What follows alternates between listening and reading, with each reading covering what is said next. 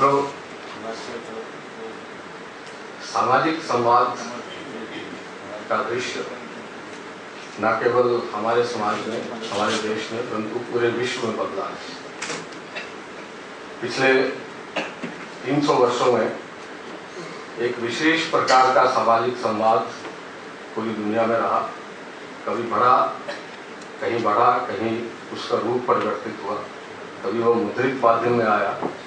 कभी वो श्रवण के माध्यम से आया, कभी वो श्रवण और दृश्य के माध्यम से आया। परंतु लगभग 300 वर्षों तक एक स्थिति ऐसी बनी कि समाज के कुछ वर्ग, न केवल वर्ग ही मगर कुछ व्यक्ति, गिने चुने व्यक्ति, अपना जिम्मा समझते थे, ऐसा ठेका लेते थे कि समाज को क्या बताना, समाज के मन में क्या डालना, समाज के विचारों को किस प्रकार से मार्गदर्शन देना, वो उनका काम रहता था। और समाचार पत्र हो या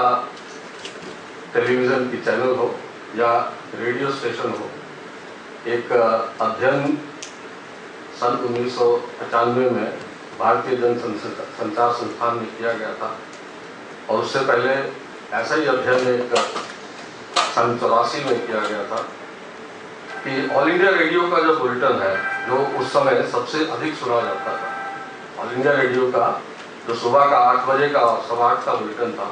वो दुनिया में सबसे ज़्यादा सुनने वाला एक कार्यक्रम था। उसके निर्माण के लिए उसमें क्या सामग्री होगी, विषय वस्तु होगी और उसका क्या उसमें सूचनाएं जाएंगी, उसको तय करने के लिए कितने लोग प्रत्यक्ष और अप्रत्यक्ष रूप से सहयोग करते थे। तो प्रत्यक्ष रूप से 39 लोग ये तय करते थे कि कई करोड़ लोगों को कल समाचार क्या जाना है, और अप्रत्यक्ष रूप से देखा जाए तो 433 लोग, जिसमें वो स्टेनोग्राफर्स और वो ट्रांसलेटर्स और वो ट्रांसमिशन एग्जीक्यूटिव्स भी आते थे। तो ऐसी स्थितियां एक 250-300 साल बनी जब सामाजिक संवाद, जिस तरह से राजनीति और आर्थिक व्यवस्थाएं समाज की कुछ गिने चुने हाथों में रही, उसी तरह से ये सामाजिक संवाद भी कुछ गिने चुने लोगों के हाथ में रहा। इसमें अंतर्राष्ट्रीय स्तर पर भी कुछ ऐसा ही रहा कि कुछ राष्ट्र अन्य राष्ट्रों के संवाद को भी प्रभावित करते थे। आपको ध्यान होगा कि 60, 70, 80 के दशक में नॉन अलाइंड मूवमेंट के अंतर्गत एक अभियान चला था कि समाचार पत्रों और समाचार समितियों में ऐसा पाया गया कि जो पश्चिम, और पश्चिम का भी एक मुख्य देश सोचता था, वह ही सारे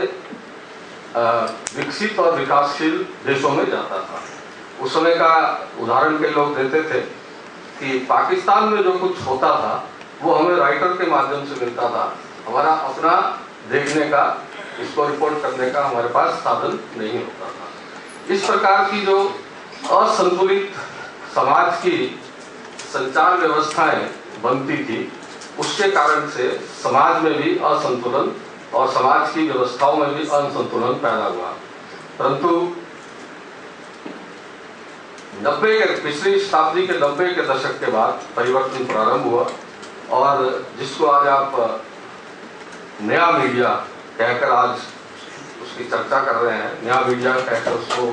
आप उसकी एक पहचान बना रहे हैं, और कभी कभी उसको सोशल मीडिया कहकर भी उसकी पहचान बनाते हैं। एक ऐसा मीडिया आया जिसके कारण से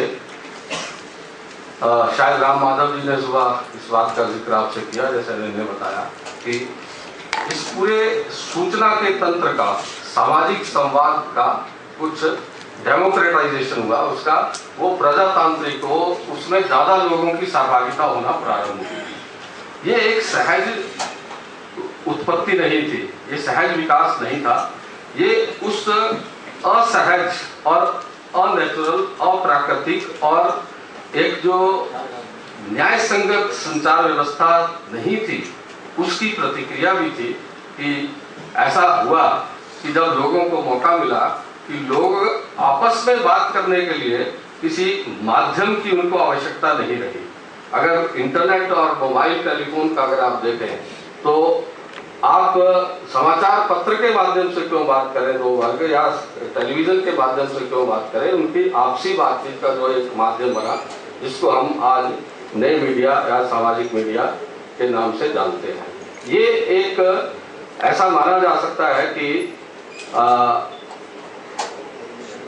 एक वैज्ञानिकों ने भी इसका अध्ययन किया है कि पिछले 1000 वर्षों में जो विज्ञान और टेक्नोलॉजी के कारण से परिवर्तन मानव के जीवन में आए,